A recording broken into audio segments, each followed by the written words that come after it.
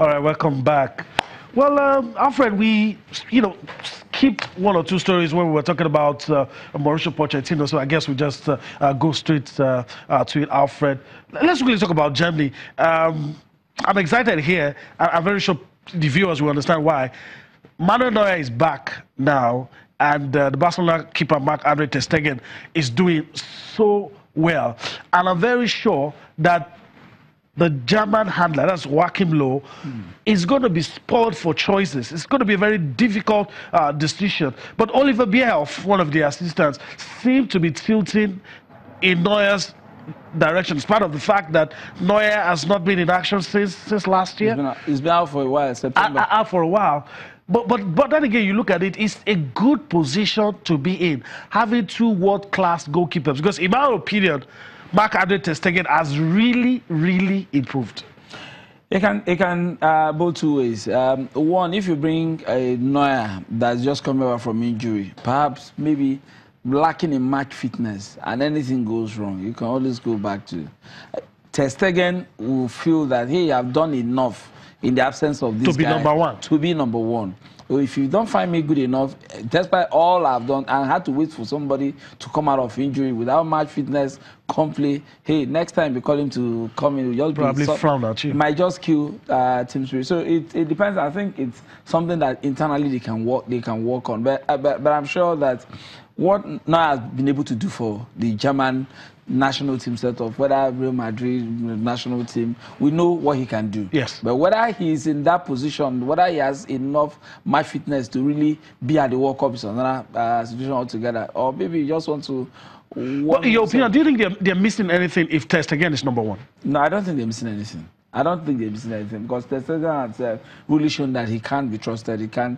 I mean, there are... I was looking at the reserve keepers for Spain, and the guy is there, and the man that had been reserved to the man that retired, the former Liverpool goalkeeper. Peperena is still on the bench. I'm wondering, hey, this can be number one anywhere else in the world, but I mean, those are things that you just see and it's okay. Sometimes football, especially for a goalkeeper, can be a difficult job because once there's a number one that's going nowhere for so many years, that means you're going to be number two for a long while, for several years. And I mean, those are the things you get because space very, very limited. All right, so interesting. We're just giving you our thoughts on the German national team. It's going to be interesting to see what Joachim Low does at the World Cup. Is he going to reinstate Manuel Neuer as number one, or tell the Bayern shortstopper to just, sit down and let Marc-Andre ter Stegen be number one? That's one of the things I would love to see when the World Cup starts. And it's just everywhere. All countries, coaches having to make decisions. And maybe we just talk about our own as well. Get a row, as told everybody that cares to listen. Look, I love this young man. He's 18, talking about Francis Uzor. I'm going to take that risk. Even though a lot of people is receiving a lot of slack from a lot of people, say, look, I'm going to take that risk. I'll make him my number one, and we'll see what happens from there. I mean, I think he bought the size of the young goalkeeper, the size, the height. I think it's more comfortable with that because we know what the likes of Ezenwa can do. Yeah. A couple of times, perhaps maybe we'll watch and we'll just cringe at some of the decisions he's taking as a goalkeeper. So for Ghana, life is all about taking risk. Uzor has perhaps maybe not as much, and that is why I felt he's giving him so much games to play. All of the games that we're playing, the young man is playing the game to gain experience, to gain confidence, and I think it's beginning to pay off. He made a couple of saves against the Congo that ordinarily would have said this should have been a goal. Yeah. But somehow he stopped it, and he's growing in confidence. Okay, so like Alfred said, the World Cup, is all about coaches making decisions. Sometimes it works, sometimes it backfires. So we'll see what happens at the World Cup, and we'll continue to x-ray the teams, look at all the teams, what's happening. Of course, our focus will be on the Super Eagles of Nigeria. And just as if anything happens, we'll let you know. But at this point, we need to digress a little, come home and talk about Nigeria Professional Football League, Match Day 24, Alfred. Let's see if we can quickly run through the fixtures in the Nigeria Professional Football League. Let me do that for you quickly. You have Wiki Tourists taking on Kwara United, Akwa United taking on Niger Tornadoes. For me, that's the star match fourth place team against the fifth place team. I'll get your thoughts, Alfred. League leaders Lobby Stars will take on Yobe Desert Stars. Heartland will take on Go Round. Casino United will take on Rangers International. Nasarawa United will take on Eyimba. Rivers United will take on Sunshine Stars. Of course, you have Abia Warriors taking on Kano Pillars. Hell Canemi Warriors taking on Plateau United. FC Ifeanyiuba taking on a team that most people consider bad travelers, MFM FC. But Alfred, your thoughts quickly on these matches. But I think Akwa United, Niger Tornadoes, it's going to be interesting. Akwa United got a morale booster last Wednesday when they beat Eyimba 2-1. At some point in that game, it was 2-0, and late in the game, Eyimba pulled one back. That in itself brought them to fourth position. Yeah. Now they have an opportunity against Niger Tornadoes, who are fifth. Niger Tornadoes themselves are not bad travelers either. I recall the last time when they lost their defender, they went to FC Ifeanyiuba last match day out. And beat Ifeanyiuba 2-1. Ifeanyiuba equalized late. When we thought, okay, it was going to end 1-1, last kick of the game, they got the winner. So Akwa will have to be wary of the threat posed by. So for you, it's hard to call. It's I think it's for me. If you're a punter, I would say home team win or draw. Okay. All right, I'll leave it at that. Lobby Stars and Yobe Desert Stars. You fancy Lobby Stars, especially playing at home, to pick the 3 points? Lobby this weekend, somehow I don't know how that it's going to change, but I think they will extend their lead at the top. Once again, they've had some very decent outings, very difficult to beat on the road, and at home.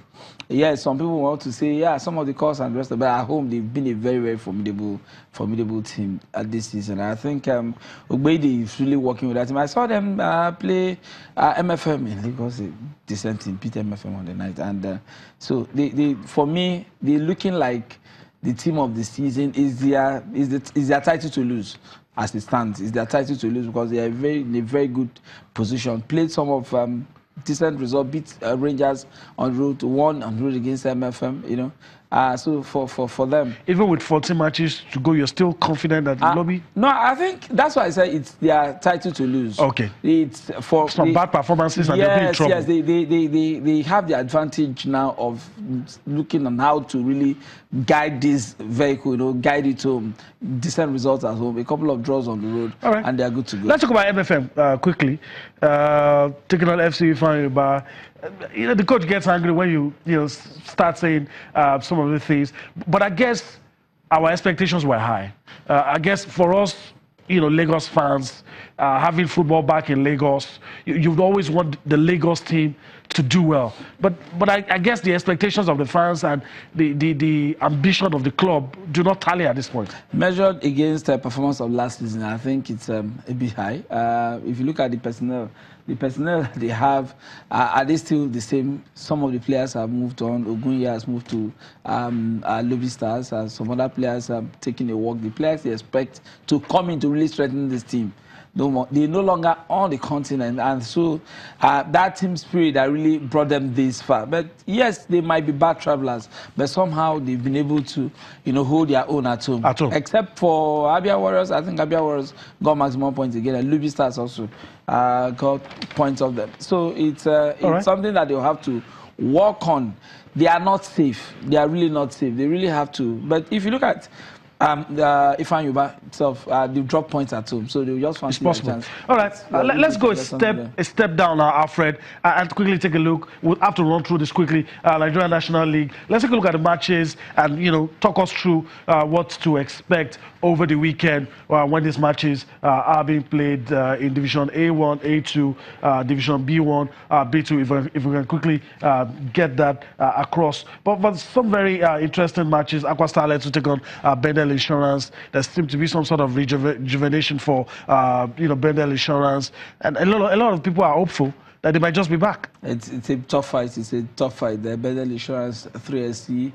These teams really doing to see if they can come back. But the FC, the likes of Nnewi United doing very well too. All right. Their last game and they're top of their group. Okay, we'll see. A lot of teams doing well.